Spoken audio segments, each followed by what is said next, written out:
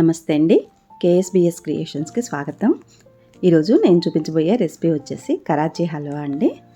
చాలా టేస్టీగా ఉంటుంది కదండి. స్వీట్ షాప్లో మనకి ఎలాంటి టేస్ట్ అయితే వస్తుందో ఇంట్లో కూడా అదే విధంగా చేసుకోవచ్చండి. ఇది చేసుకోవడం కూడా చాలా సులువే అండి. ఎక్కువ టైం కూడా తీసుకోదు. చూసారు కదా, మెత్తగా జ్యూసీగా బాగా వచ్చింది. దీన్ని ప్రిపేర్ చేసుకోవడానికి ఏమేమి వస్తువులు కావాలి, ఎలా ప్రిపేర్ చేసుకోవాలో ఇప్పుడు చూద్దాము. ముందుగా హల్వా ప్రిపేర్ అయిన తర్వాత వేసుకోవడానికి ఇటువంటి ఒక బౌల్ని తీసుకొని దాంట్లో నెయ్యి వేసుకొని మొత్తం పైదాకా కూడా రాసుకోవాలి.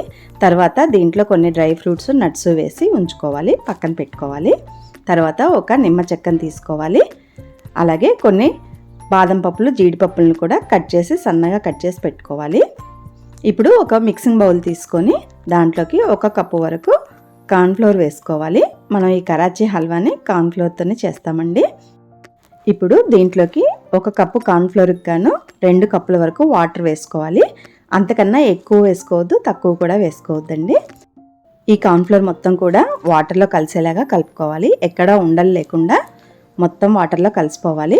మీరు నీళ్ళు ఎక్కువగా వేసుకున్నట్లయితే మనకి ఉడికించడానికి ఎక్కువ సమయం పడుతుందండి. కాబట్టి 2 కప్పుల వాటర్ సరిపోతాయి. ఇప్పుడు స్టవ్ పైన ఒక కళాయి పెట్టుకొని దాంట్లో 1 కప్పు కార్న్ఫ్లోర్ తీసుకున్నాం కదా, 2 కప్పుల వరకు పంచదారను వేసుకోవాలి. అలాగే 1 కప్పు వరకు వాటర్ పోసుకొని ఈ పంచదారని మనం కరిగించాలండి.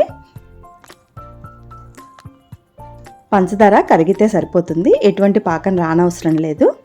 ఈ పంచదార కరిగిన తర్వాత దీంట్లోంచి ఒక 2-3 గంటల వరకు ఒక బౌల్లోకి తీసి పక్కన పెట్టుకోవాలి.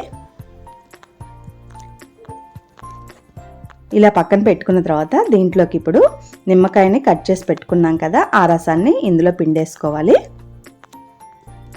తర్వాత 1 చెంచా వరకు యాలకుల పొడిని కూడా వేసుకోవాలి. ఈ రెండు కూడా పాకంలో బాగా కలిసేలాగా కలుపుకోవాలి. ఒకసారి ఇలా కలుపుకున్న తర్వాత దీంట్లోకి ఇప్పుడు మనం కార్న్ఫ్లోర్ని వేసుకోవాలి. వాటర్లో కలిపి పెట్టుకున్నాం కదా, ఇది అడుక్కి చేరుతుందండి పిండంతా. దీన్ని ఒకసారి మళ్ళీ బాగా కలుపుకోవాలి. ఈ ప్రాసెస్ మాత్రం కంపల్సరీ అండి, లేదంటే పిండంతా అడుగునే ఉండిపోతుంది. ఇలా మొత్తం ఒకసారి కలుపుకున్నాక ఈ వాటర్ మొత్తం పంచదార కరిగింది కదా దాంట్లో వేసేసుకోవాలి. వేసుకున్నాక ముందు కొంచెం మీడియం ఫ్లేమ్లో పెట్టుకోండి, దగ్గర పడేదాకా పెట్టుకొని కలపడం మాత్రం అస్సలు మానకండి. ఇలా కలుపుతూనే ఉండండి, లేదంటే మనకి కార్న్ఫ్లోర్ అంతా ఉండకట్టేస్తుంది. మీడియం ఫ్లేమ్లో పెట్టుకొని కొద్దిగా జెల్లీగా ఫామ్ అవుతూ ఉంటుంది. చూసారు కదా, ఇలా ఫామ్ అవుతూ ఉన్నప్పుడు మీరు స్టవ్ తగ్గించుకోవచ్చు. అప్పటిదాకా మీడియం ఫ్లేమ్లో పెట్టుకొని తిప్పుకోవచ్చు. ఇలా తిప్పుతూనే ఉండాలండి. ఇలా తిప్పుతూ ఉంటే జెల్లీగా ఫామ్ అయ్యి తర్వాత ఇలా దగ్గరికి పడుతుంది, చాలా సాఫ్ట్గా తయారవుతుంది. ఈ విధంగా తయారైన తర్వాత ఇప్పుడు మనం ఇందులోకి ఒక 2 చెంచాల వరకు నెయ్యిని వేసుకోవాలి.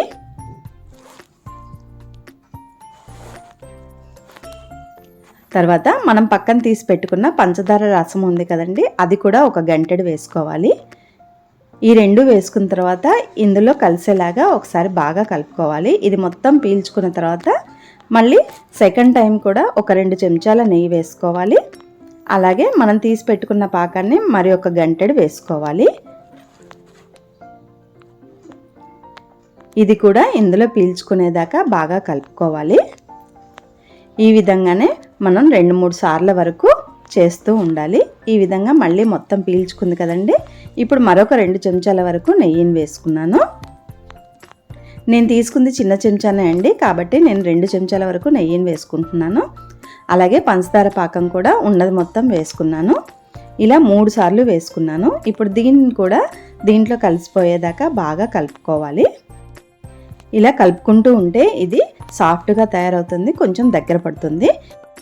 ఇప్పుడు దీంట్లోకి కొద్దిగా ఫుడ్ కలర్ని అలాగే పక్కన పెట్టుకున్న జీడిపప్పు, బాదం పప్పు పలుకుల్ని వేసుకొని ఈ విధంగా ఎక్కడా ఆపకుండా గంటెతో కలుపుకుంటూ ఉడికించుకోవాలి.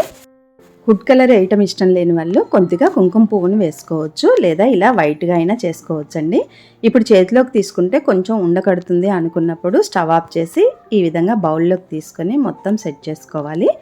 ఇది ఒక అరగంట వరకు పక్కకు పెడితే చల్లారుతుంది. కొద్దిగా గోరువెచ్చగా అయిన తర్వాత దీన్ని ఇలా వేరొక ప్లేట్లోకి తిప్పేసుకోవాలి.